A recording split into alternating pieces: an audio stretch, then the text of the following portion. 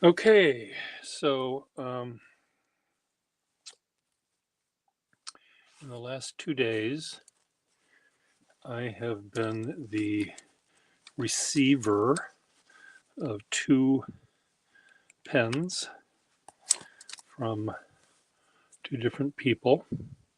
One Goro and the other one Levin. And Goro has now entered the room here. And here's the pen Goro's 415 that arrived in my hot little hands half hour ago. So let's see if Goro wants to join in.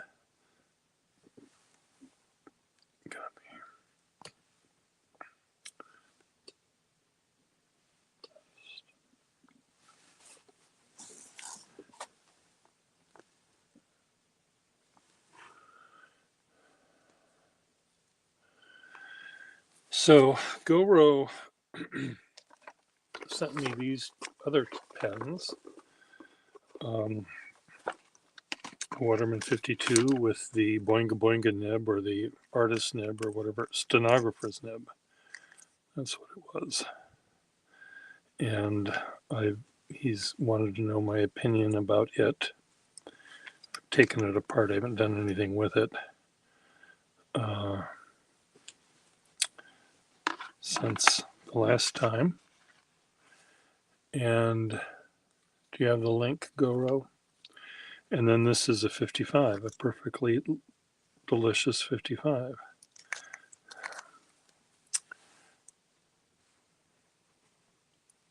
Delicious 55. Okay. Oh, there we go. Delicious 55. So, Goro, you'll have to turn off your YouTube as usual. Beautiful. Okay. I have you open on my laptop and on my phone. Can you see me? Can you hear me? I can see your desktop. Do you want to see my face? I don't need to see your face. As lovely, as charming a face it is. Especially now that I'm shorn. You're shorn. So here is, let me get some actual ink, not watered down ink.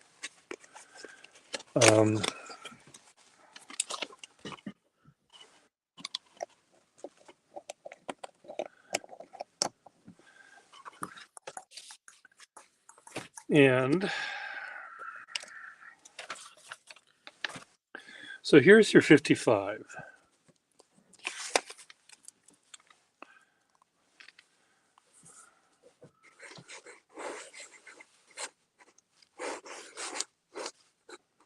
Goro. Yes, sir. And it seems, if I press down, it'll get that thick. Yep, it goes about to a triple broad, just barely. Well, again, I don't the way you or other people measure broad or triple broad or fine or extra fine is something that is not how I normally would do it, but I know that the people that you classify it that way, and it's great. I just don't know how that exactly works, but that's fine.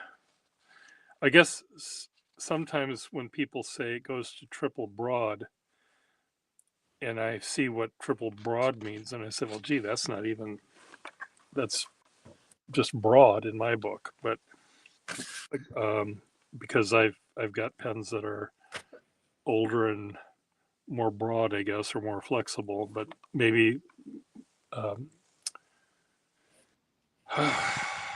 Frankenpens have spoiled me. So here's your stenographer's pen. I'm going to try to be as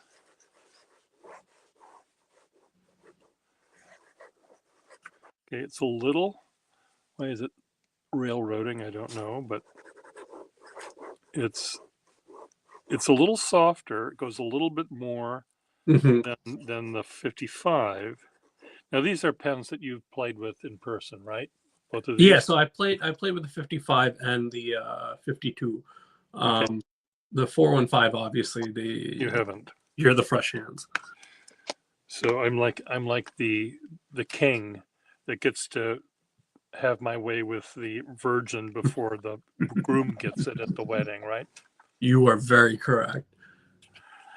Um, so the 55, I'm just looking at it right here.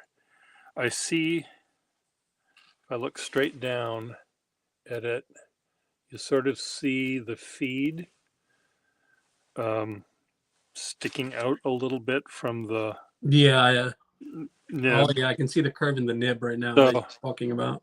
so it may need to be reset, and I'm hoping there's no trauma south of the border here. Sometimes when a nib is shoved in further than it should, it might have a crack. Hmm. I'm not trying to scare you, but so this one, 415, it feels very much like the fineness of the 1252. Okay. It seems very springy. It seems sort of like the 52. So I think you'll be very happy with it. Okay, that's good. I, if you want, I can soak it and um, move the feed and the nib out and reset it if you'd like me to do that. Sure, that would be ideal. Is there Again, anything you would recommend? Sorry, is there anything you'd recommend about that slight curve in the nib? Is it really doing anything or no? no, it doesn't bother me. Okay. Um, uh, Hi, Miss Marilyn. hello, Eric Neal. I don't know if I know Eric Neal. So let me get a little bit of water in here and I'll put it in a glass and I'll soak it. And it does unscrew, so that's good. Has lovely Inish monogram, J E S J E J. Did they say what the initials were? No, I couldn't make it out on the photos actually. Even with, I was like, oh, there's a monogram, but I thought it was JG something maybe. JEG. JEG. Okay, And interesting. this is how it looks. It's the J is sort of like that. Uh-huh. The E is quite big and goes out like that, and then the G goes like that. Interesting. That. So I think the E.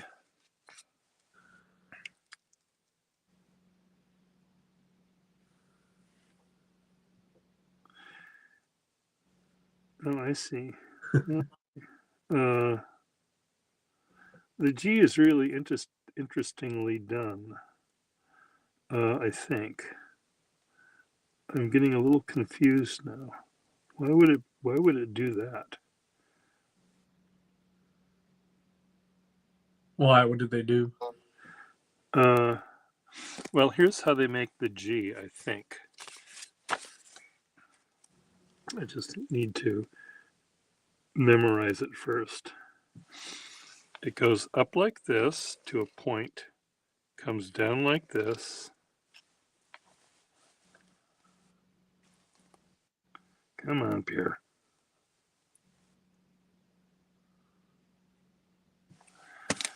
Comes down like this, goes up like this, and then comes down like that. So this is what it looks like.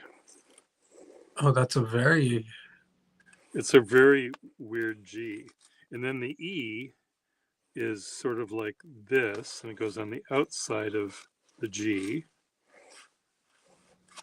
And then the J, when I do monograms, I try to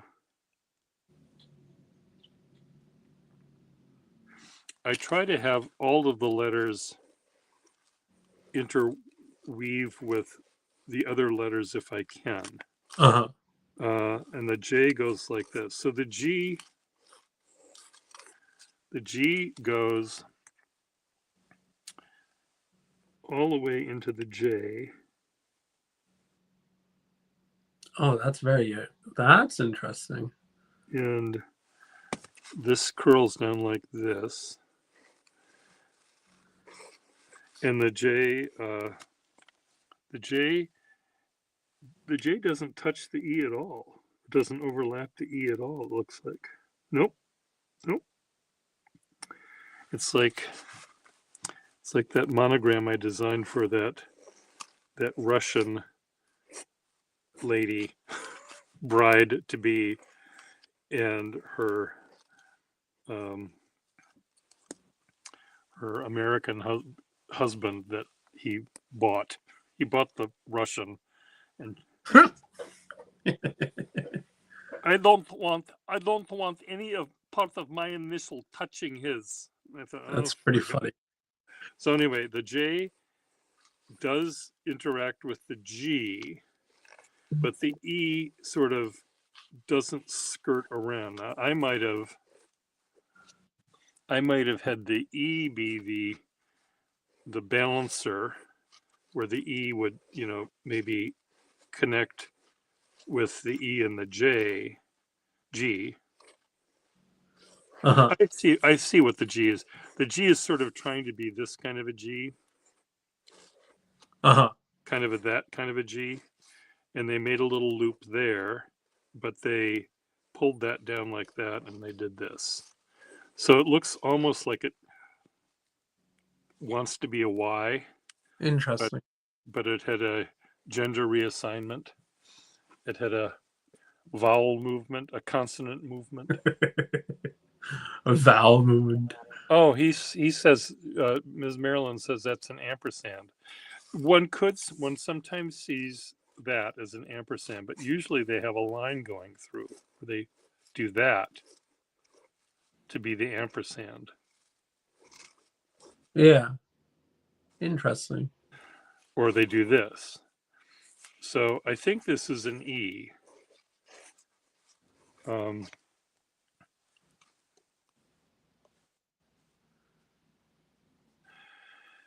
Okay, let me get some water for this glass, and I'll be right back. Ms. Marilyn, do you want to join us?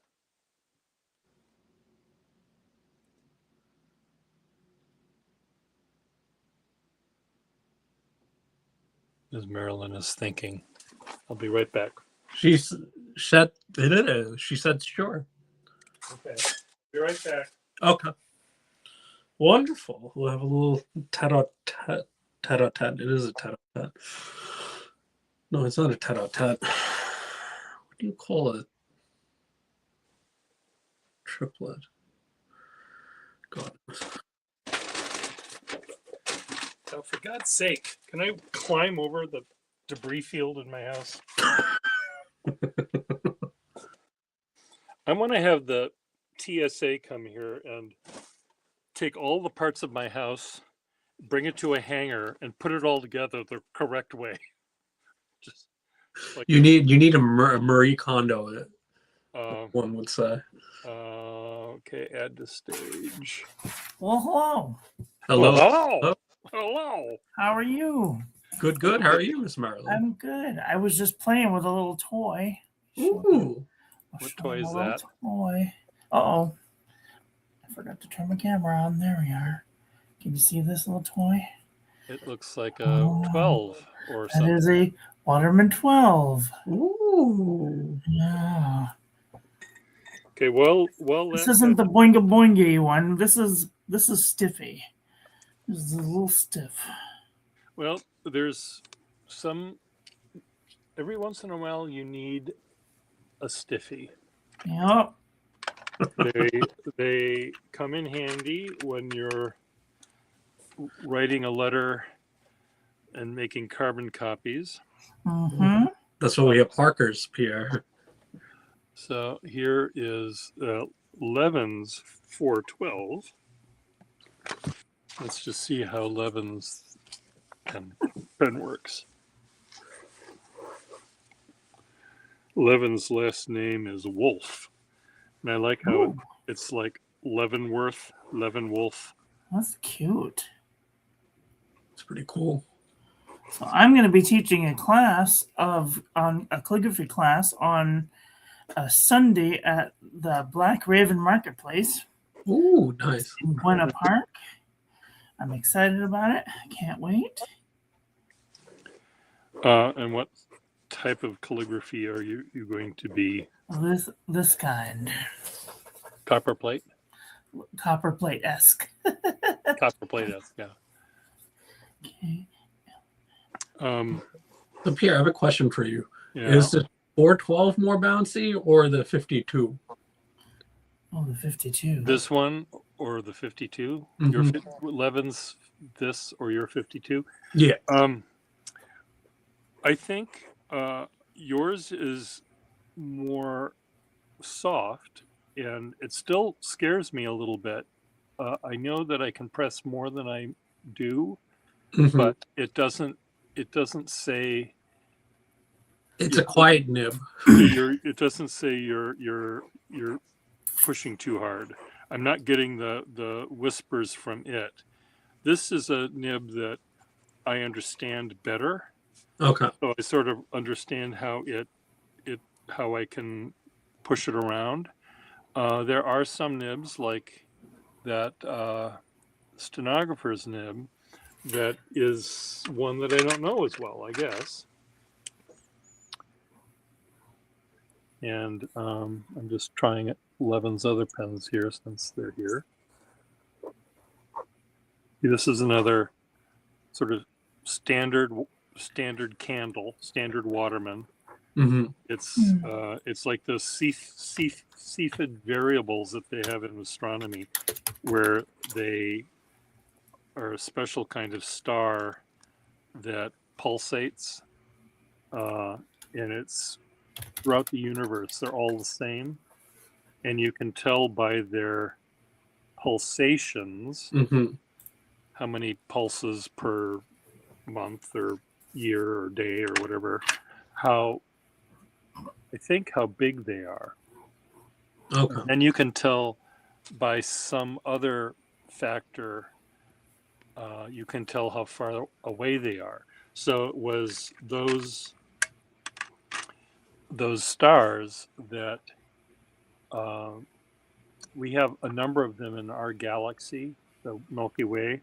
Mm-hmm. And before they realized that there were other galaxies,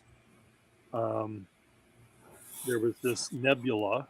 That's what they were called, clouds. They didn't have telescopes good enough to see that they weren't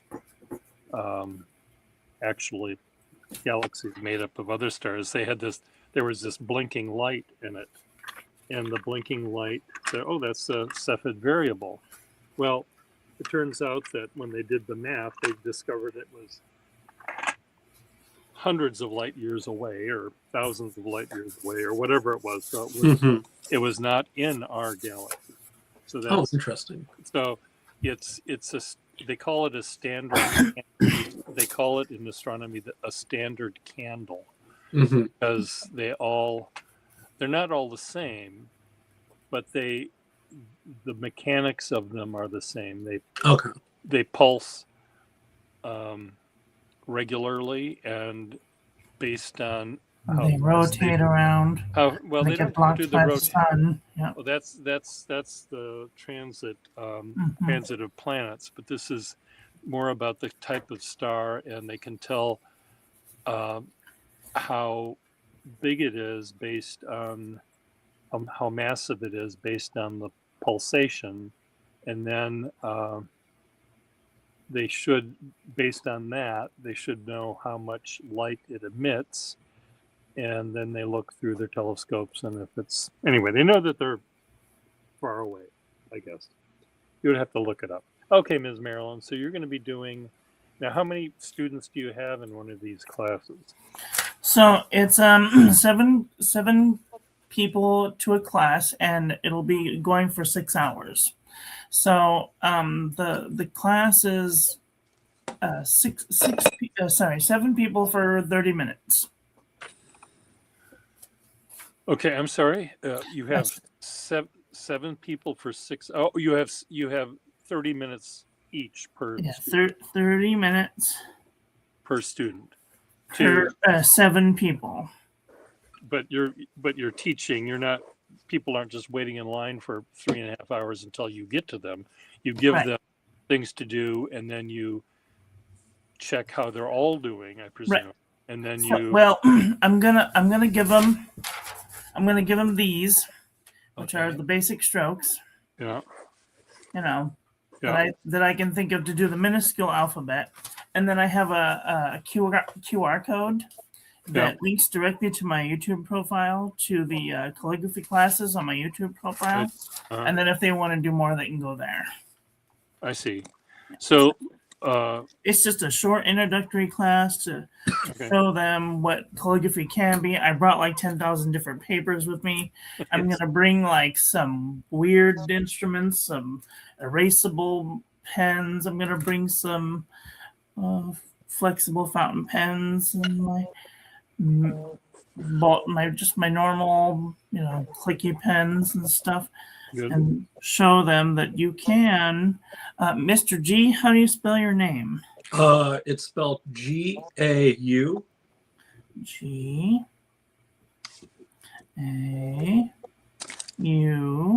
R-A-V. R-A-V. Absolutely magnificent. That's it? Yep.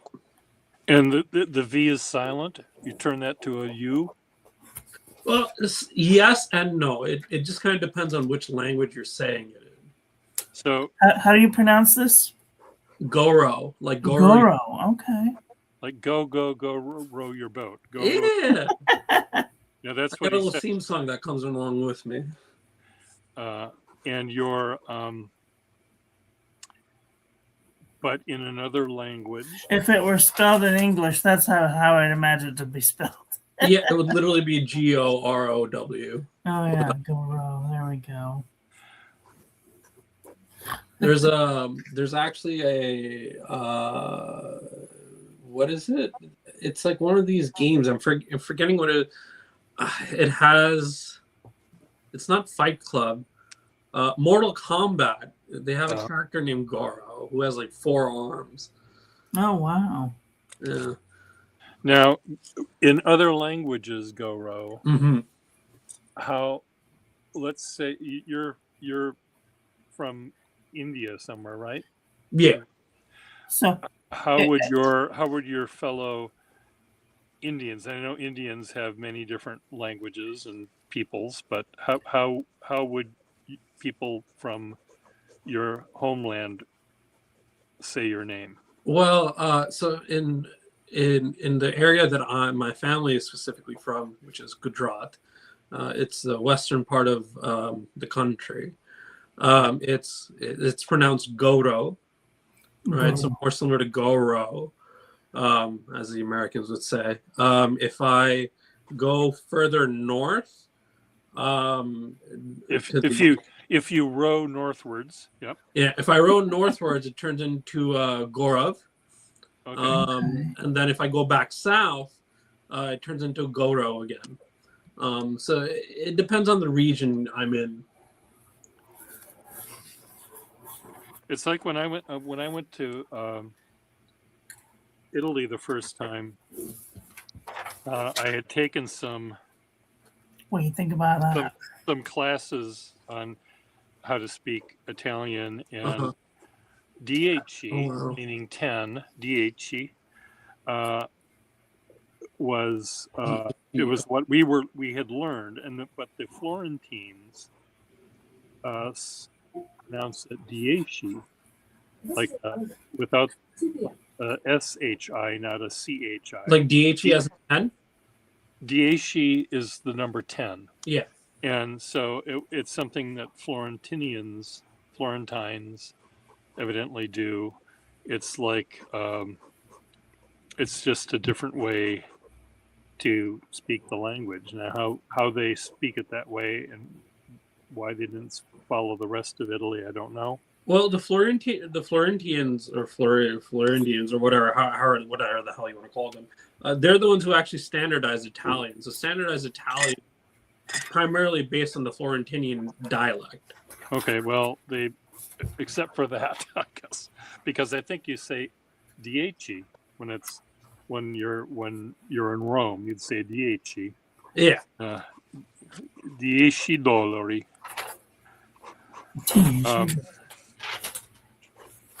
Wait, Miss Marilyn, how do you like decide?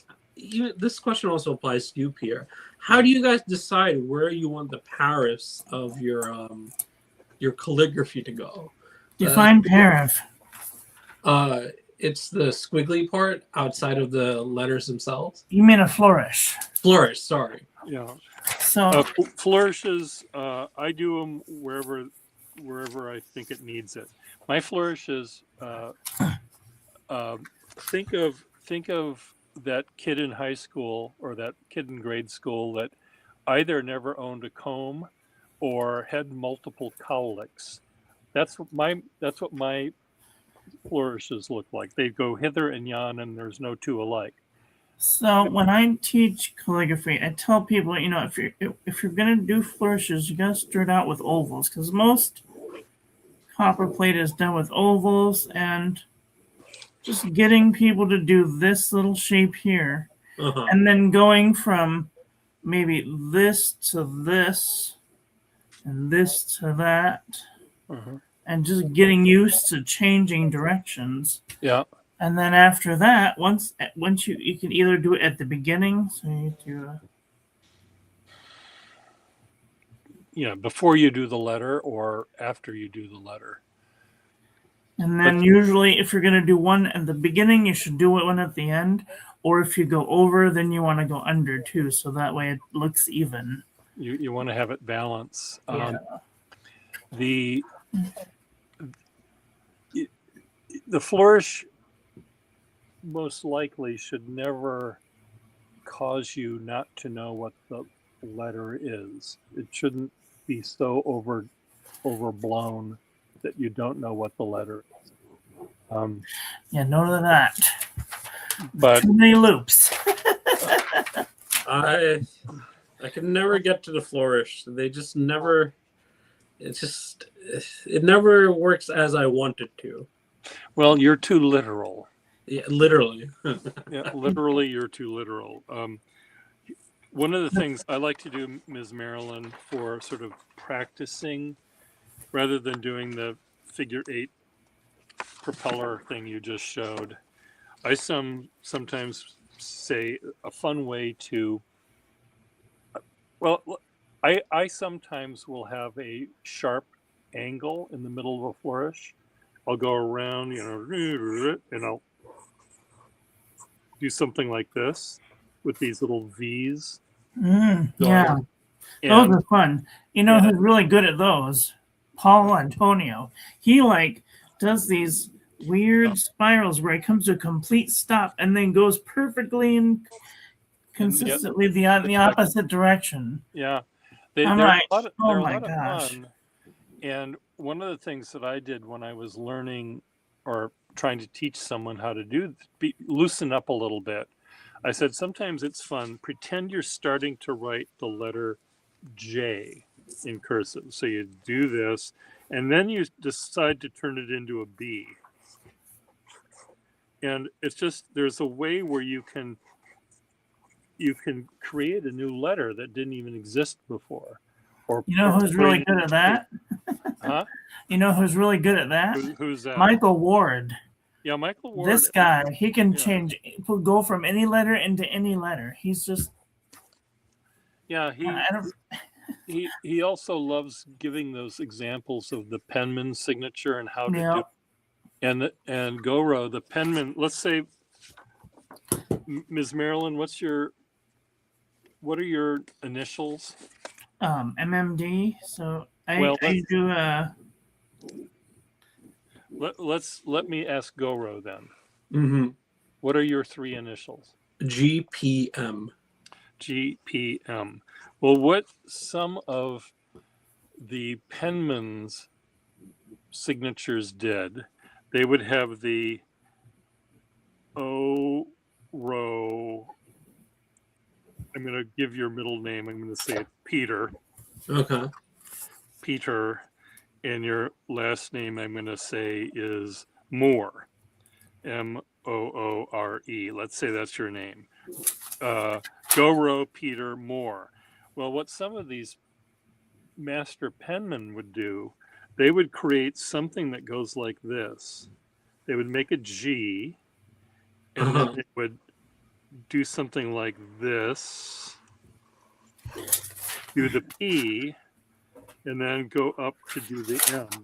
So they have one stroke for the capital letters. Oh, that's pretty cool. Isn't that right, Ms. Marilyn? Yeah. And sometimes it looks like they start with the first letter and go to the second letter and then the third, but sometimes they don't do that. They somehow, maybe when they're signing their name, they start with this elaborate flourish, and then they go back in and do the little letters. Yeah. Ooh. But it's really fun if you follow him on Instagram, Goro. I think it's on Instagram, isn't it, Ms. Marilyn? Yeah. Where he'll He goes live on YouTube, on his YouTube channel, on Tuesday evenings at 9 p.m. Pacific. Okay. Tuesday evening. I've asked him to Oh wow, that's pretty late.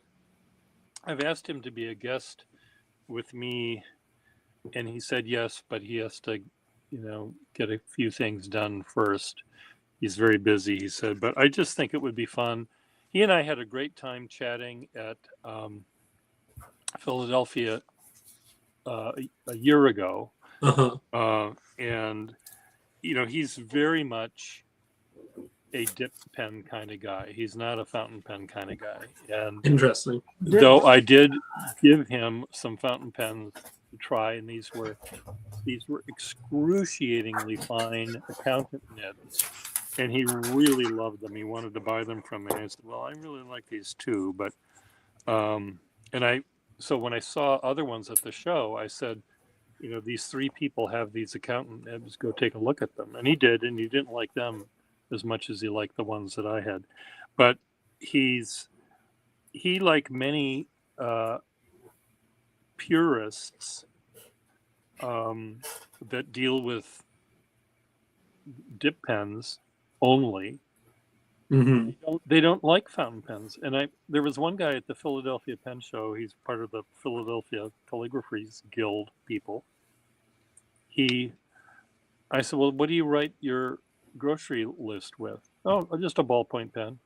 Well, why? Well, I don't have time to get the ink out and dip the thing, and he just there's something about this that they don't like, and maybe it's this is like powdered mashed potatoes to them. It's clearly convenient, and they see it as just inferior to mashing your own potatoes. So I feel like functionally speaking, they do the same thing. It's just you're taking out one mechanic, which is the dipping. Well, there is a slight difference. The nibs that they like the most, and Ms. Marilyn will correct me, though I think I'm using one right now. See, are that holder and that nib. Yeah, this is the oblique nib holder. It's a steel nib that will rust if you don't take care of it, and it will eventually wear down because it doesn't. They're only like $2 a piece. Yeah, well, and they're really great if you want to use shimmer inks or permanent inks. So they do have their pluses, but they're terrible for fountain pen ink. And they also interesting. With the oblique holder that Ms. Marilyn is using right now, that allows her to write in the same way she would write with a ballpoint pen her grocery list, but because the angle of the nib is coming in more from the side, it allows the thick strokes to happen at a different place. Oh, interesting. Isn't that right, Ms. Marilyn? Yeah. So you If can you had a also, straight nib holder, you'd have to turn. See, I have a straight nib holder. You'd have to turn your page so that way that the 55 degree would be coming with the Yeah. downward direction. Otherwise, you'd have to crank your hand over but see, this in a this is the weird thing direction. this is the thing, Ms. Marilyn, that I keep on asking experts that know what this is. What is it? It seems to me that if I'm making a capital O, and I'm making it like this, like I'd normally write, holding the pen like I normally would write it, or I rotate it and make the O like this, Mhm. you know, the thick line happens in a different spot. Yeah. But what's wrong with this one? Why is that shaded area there? So Why is that ugly? Now that might be just some other Spencerian script or some other kind of script, but there's So nothing, I don't. the, It's most uglier than most that. copperplate calligraphy is based on the 55 degree angle. Okay. And so if you're writing with a 55 degree angle, you gotta angle it so that way that the path of least resistance. So Yeah. you want to angle it so that way when you put your hands out in front of you and Yeah. you pull toward your shoulder, that's Yeah. the path of least resistance, right? Because you're pulling. That'll be the thickest line. Yeah. Will And, be and on so if it depends on if you have an oblique nib holder, because it's doing half of the work for you. Yeah. Yeah. Now I have one and I've tried it and I just Unless you're a lefty, and then you just use a straight nib holder and pull this way because that's natural. the you know, I grew up with a father who wrote beautiful calligraphic lettering, I've seen some of your Yeah. dad's writing. It's beautiful. and he wrote very vertically. So his writing, you know, the thick was always straight down, and that's That- the path of least resistance. It wasn't 55 degrees, it wasn't 30 degrees, it wasn't Right. this degrees. So I've recently learned that there's a term for that. It's called English copperplate. No, something French copperplate. That's what it's called. okay. They have weird. It's like No, I think I know that. I think I've seen lettering in their copybooks, the French ones. What are they called? What are they called?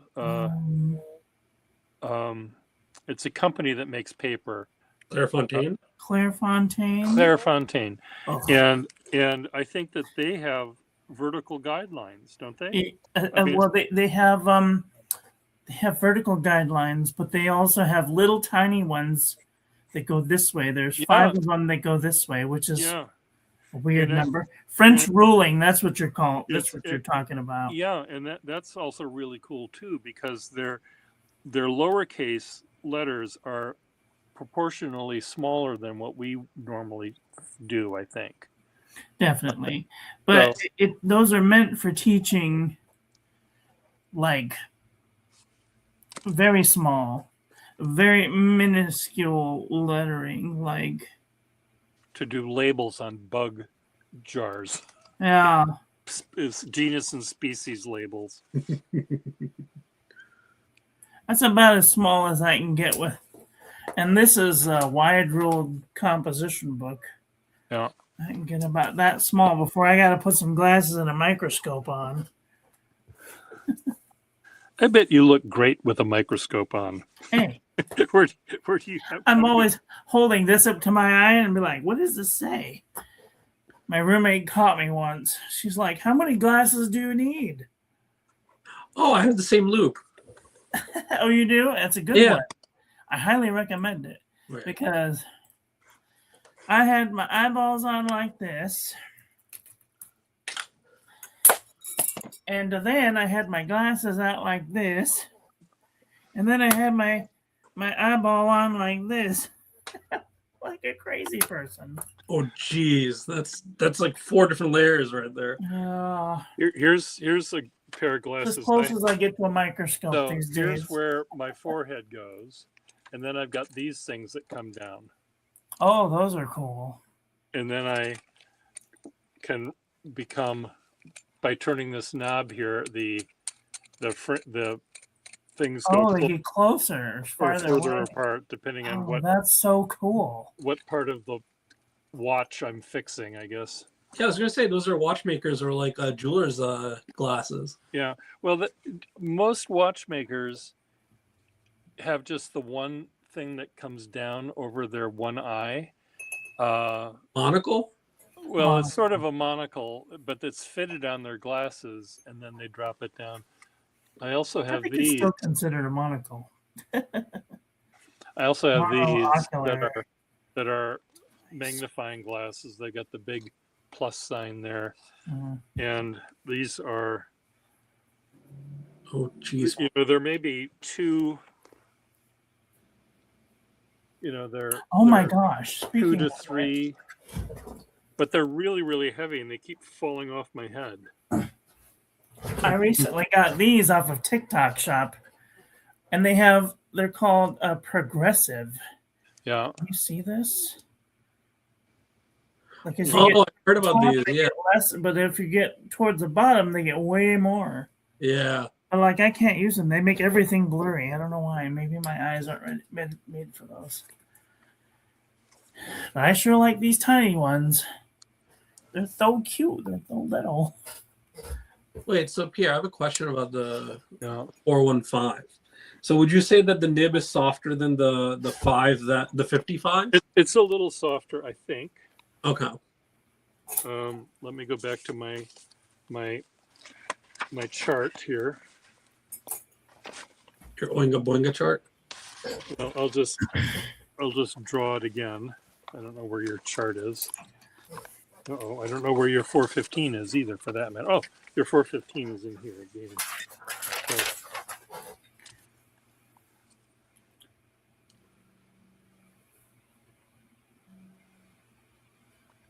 So,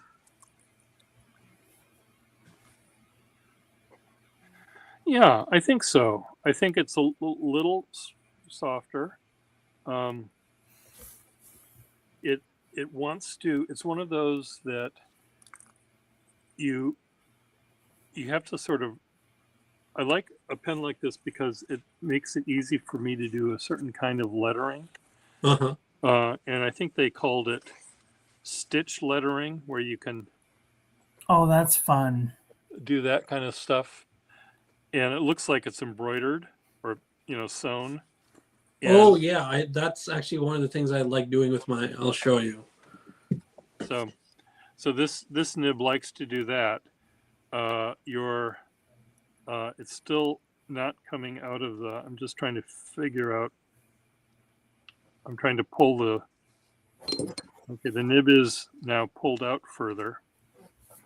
I'm telling y'all what now. If you want a soft nib, this is made out of bristles, and it's a fountain pen.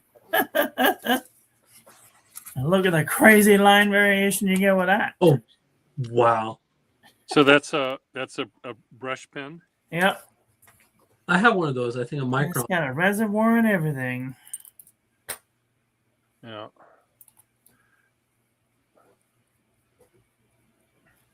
They always get dirty for me, and as you know, I'm not one for cleaning.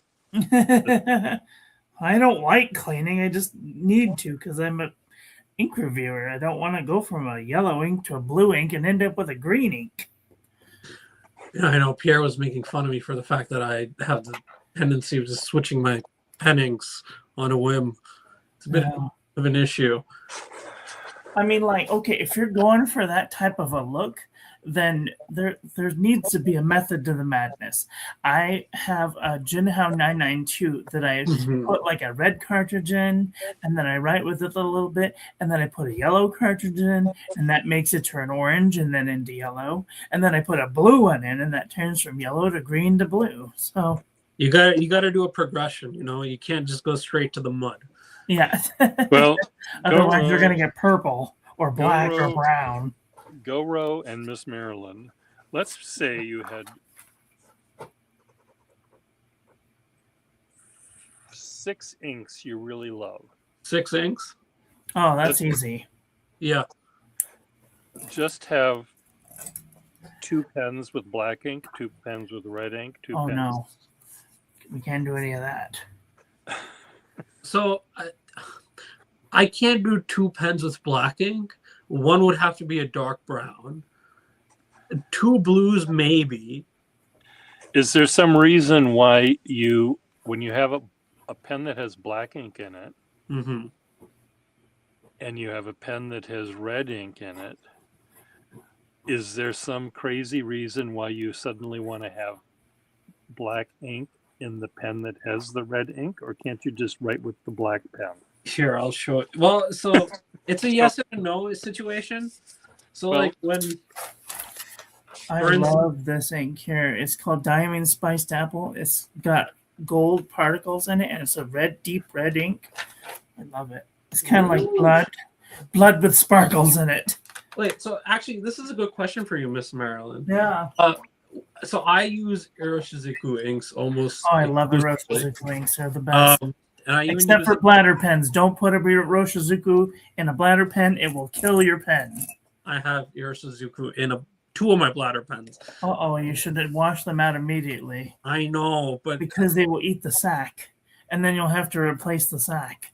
I'm seeing how long it takes. I'm considering if the sacks go out completely, maybe eyedroppering them. It's this small little Parker ring top I have, Mhm. and then my senior duofold that I keep the Fuyugaki in.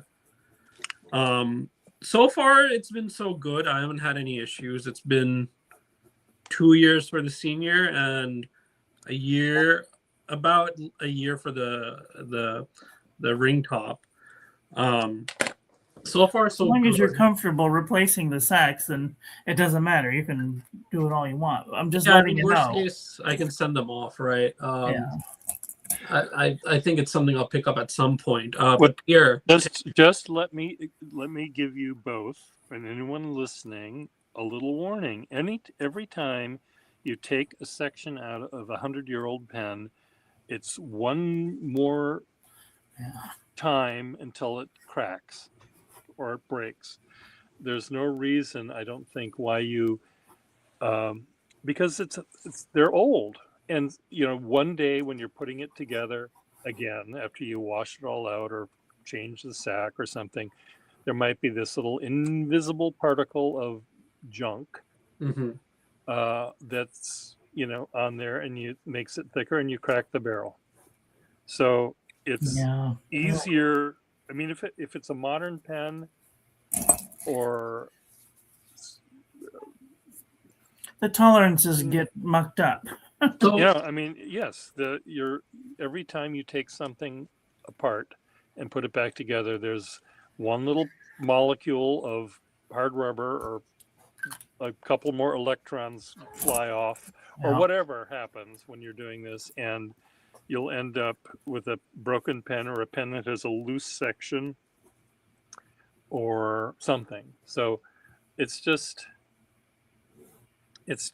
a lot of work, and eventually it's going to be a lot of risk. So if you have funky inks that you want to use, put them in a pen that doesn't have a bladder, or put them in a noodlers. noodlers. That's what they're there for. So, Miss Marilyn, actually, then this question will work well with you. I wouldn't mind switching, but the question is, what company is as wet but safe? I'm sorry. as wet but not fading. Yeah, that's the Are one. you in direct sunlight? Sorry, Are you in direct sunlight? currently, no. Are any of your paper or inks in direct sunlight? My inks, I mean, when they're on their page. Oh, I mean, yeah. Usually, I end up going around. My How notes usually come with me, so yeah. They do. Well, all paper will yellow and all ink will fade, regardless. Well, I mean, but So it just depends on what color it is. I mean, if you're going to use a yellow ink, of course, it's going to disappear quicker. But if you're using darker inks, like dark blue, dark green, dark black, whatever. It's gonna be around a lot longer. And even if it does completely fade away, there's gonna be left something behind. Yeah, trying to see. Yeah, so like here, for instance. Unless you lose like a pigmented ink like carbon black or So any of this the is diamine inks. okay. So that yeah. So I was wondering like, I guess the main replacement would be I need something that replaces the Asagao, which is the Morning Glory, and then Yeah.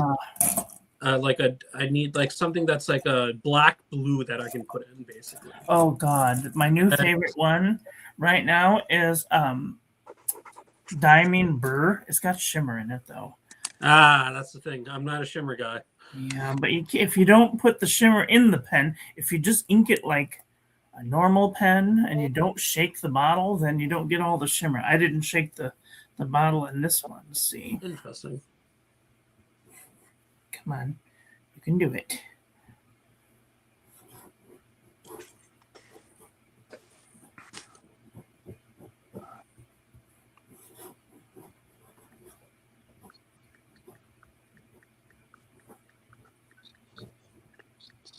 I've been using it to write my letters with, and I gotta tell you, this is an excellent blue black. It's like dark, but it's like just light enough so you can get a little bit of flavor. Oh, that's pretty. Yeah. And like if you don't shake it, you don't see hardly any of the shimmer. Interesting. It's like I need to start checking out the diamine inks, I guess. Once They have permanent inks that don't have any shimmer in it. But carbon black is the only that and private reserve velvet black. And the only reason I like velvet black is because it dries matte and flat. oh, that's interesting. Love it. Because some of the black inks have like a sheen to them, and some of when you rub your finger over it, it like has a bump. But like this one doesn't, and I know that when I rub over it, that it's not going anywhere. Okay. So, Yeah, the main reason I like the Ursa-Ziku inks is A, they tend not to fade as easily, and B, they're just very wet. yeah, Pilot Roche's Pilot inks work really good in Pilot pens, not so much in vintage pens. Yeah. Well, Ms. Marilyn is much more of an ink expert than I am. I'm just 9 times out of 10, it's a Waterman ink I'm using. I like Waterman inks except for Tender Purple. That thing bleeds through everything. Bastard. I love the color so much, but I hate that freaking bleeds through everything. I've always found that green inks tend to bleed as well. I mean, this is inks that were made 20 years ago, so I don't know what they're doing now.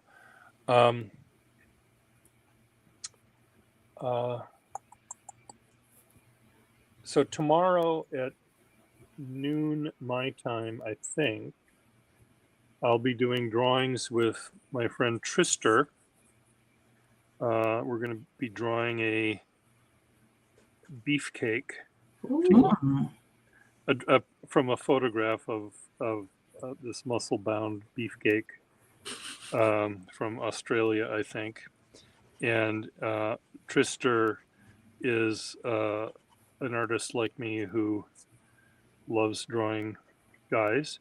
And so if you want to see both of us draw at the same time, that would be great. I showed some of his artwork in the earlier live stream I did this morning. So if you want to go take a look at that, you can, to get a hint of what his work is like. And hopefully we won't have any trouble. He's in Finland and I'm here, so hopefully the stars and the interweb and the whatever will all work together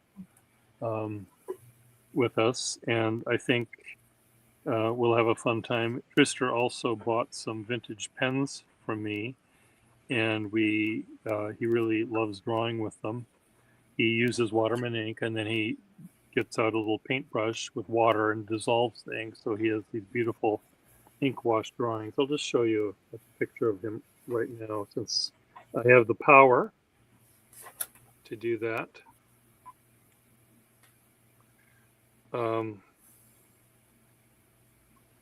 So here's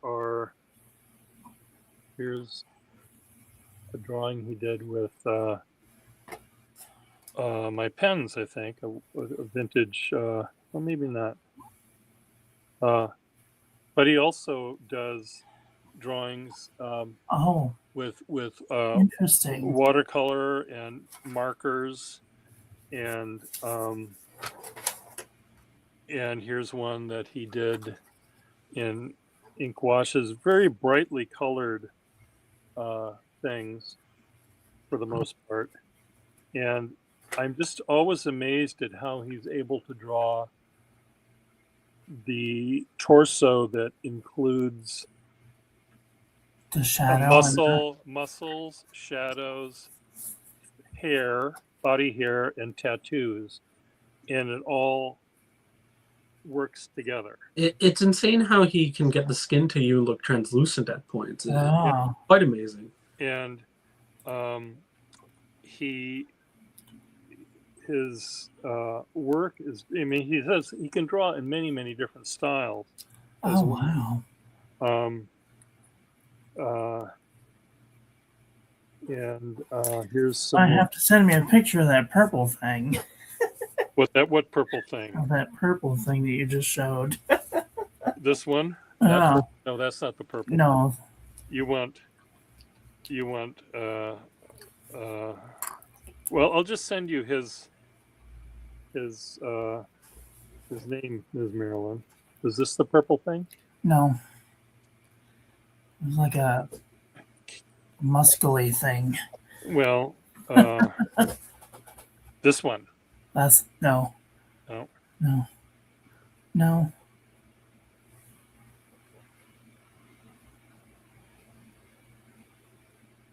I don't think we went down this far. That one. This Oh. one? Yeah. Oh my. Oh my. Oh my.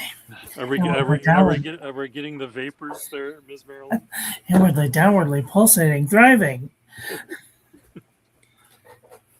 Oh God. I'll send you. You're on Instagram, aren't you, Ms. Marilyn? Yes, yes. You have my Okay. Instagram, don't you? I'm sure I do, but I'll Yes. send you a link to his stuff. That'd be Um, lovely. Thank you. Anyway, his art is amazing. He teaches under his real name. He teaches high school art in Finland. Oh, So nice. I think he keeps this particular side of it a little bit removed from his Mm-hmm. other. Which makes sense.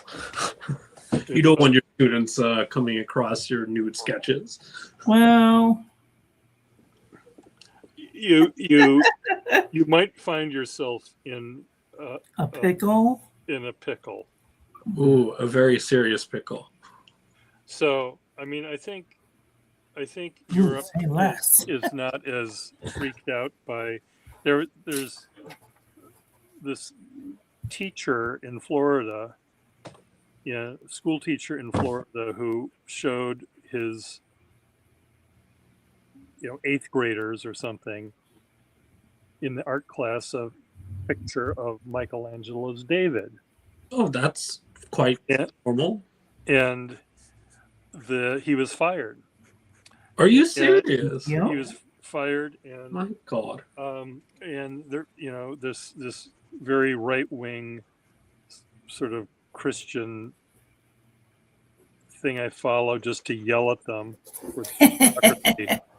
They said, "Oh, it's going to ruin the, corrupt the children, blah blah blah." And I said, La la la. I said, in Florence, Italy, they have children Ah, who are not Right. corrupted, and Ah.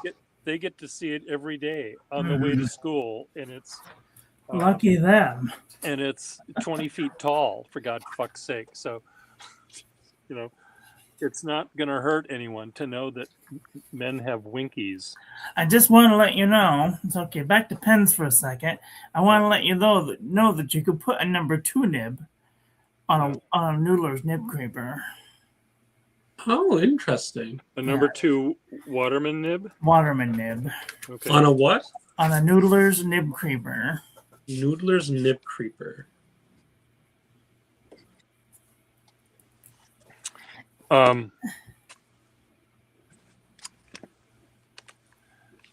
It's It's blasphemous, but like if your Waterman pen breaks, then I mean at least you can still use the nib. yeah. And why would your Waterman pen break, Ms. Marilyn? Because Keep you using Roche Zuka wings in there. take it apart and it cracks. Isn't that right? Yeah, ask me how I know. I'm leading the witness, aren't I, Your Honor? No, I'll rephrase the question. Ms. Marilyn, how did it break? I fucking put a goddamn pile of Roche Zuka ink in a bladder filled pen. Yep. Okay, thank you very And then much. I had it sent off Case- to be Case fixed. closed. I had it sent off to be fixed, and I've never seen it again. But I kept the nib. Okay. So, ha! Jokes on that. Well, anyway, on that note, I need to feed my cat, and then after that, I need to feed me. So we'll say goodbye. Do you have any last questions? After you're done feeding your cat and yourself, can we hop on a quick call just for a bit of logistics regarding the pens? Sure. We can do that tomorrow too. I can free. certainly send them all back to you. Okay. I can also, if we want to do some sort of try to find a different nib or put, I know you have this weird desire of putting your number 5 nib in an eyedrop fill pen. But Oh, maybe you don't need to do that now that you have an eyedrop fill number 5. Yes, that's why I was like, we should So- probably circle back to a bit of the logistics, just to figure out exactly what the next steps will be. Okay. Again, both your number 5 barrel and your number 2 barrel with the price sticker and everything, I think that those belong, and the nibs that you have in them belong within the domicile of one person, because you can always put them back the way they started, Yeah. and you can sell them and get your money, your full. You can sell the pen saying this is the exact correct pen for blah Yep. blah blah. And I wouldn't want. I mean, once nibs go away, and especially if they come to someone like me, who is yanking around and switching nibs all day long, finding the original anything isn't going to happen. But if there is a way where I can provide you a barrel and a slip cap of an eyedrop fill pen that your number 5 can fit in, I can also do that. Send the barrel and cap, and you can yank out the 5 nib and put it in your pen. So we can talk about that. Okay. Let me know when you're free, and then we can. Okay. Well, it may be sooner than later. My neighbor that is also very kind and cooks me food isn't here right now, so I may not eat soon, but we can talk Okay. in a few minutes once I get my food for my cat. Okay. Okay. See ya. Bye, Ms. Barrow. bye. Bye, guys. Bye.